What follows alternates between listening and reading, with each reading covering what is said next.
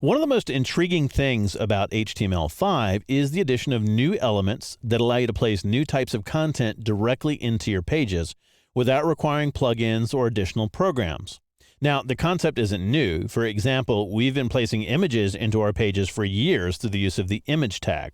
Let's take a look at the new types of content we can place in our pages through HTML5. First, I want to take a look at the figure element.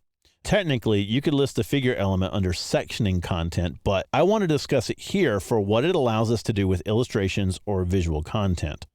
As the specification says, the figure element represents some flow content, optionally with a caption that is self-contained and typically referenced as a single unit from the main flow of the document. The element can thus be used to annotate illustrations, diagrams, photos, code listings, etc., that are referred to from the main content of the document, but that could, without affecting the flow of the document, be moved away from that primary content, e.g. to the side of the page, to dedicated pages, or to an appendix. In many ways, you could look at the figure tag and the related fig caption element as a way of grouping or sectioning visual content related to the page's overall content. With that in mind, I wanted to make sure I discussed the figure element in this movie so that you could see its relation to the new content elements. Next, I want to discuss the video element. By now, I'm sure you've heard at least some of the discussion around the video tag.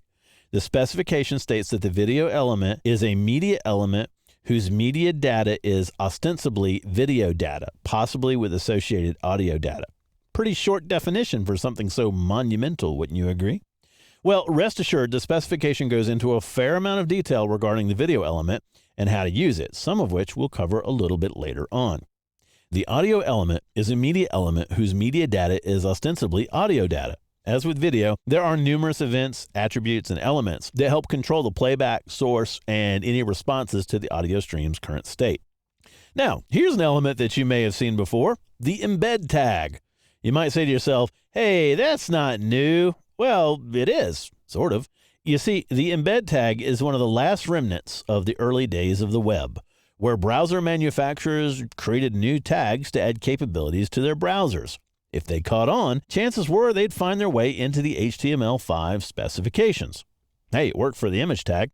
Now, oddly enough, the embed tag never made it into any of the previous HTML or XHTML specifications, even though it has enjoyed widespread use and is recognized by all major browsers. Think of its inclusion here as sort of setting the record straight. So, what does it do? Well, according to the HTML5 specification, the embed element represents an integration point for an external, typically non-HTML, application or interactive content. What does that mean? Well, the embed tag is widely used to insert plugin content like Flash into your websites. Yes, folks, you can still embed Flash content in your pages, even in HTML5, regardless of what you may have heard. Next up is the canvas element. What is canvas? Well, it's defined as, and I quote, providing scripts with a resolution-dependent bitmap canvas, which can be used for rendering graphs, game graphics, or other visual images on the fly. To that, you might be saying, what? Well, the Canvas API, which we'll talk more about later, allows you to import graphics, modify them, and draw directly on the page. Of course, to take advantage of those methods, you first need to define a canvas area. You do that by specifying a canvas element, typically passing along a defined width and height as well. These new and not so new elements allow you to place different types of content directly into your applications or pages. Although the majority of them require the use of their associated APIs to control them, the basic syntax for placing elements on the page is thankfully quite simple.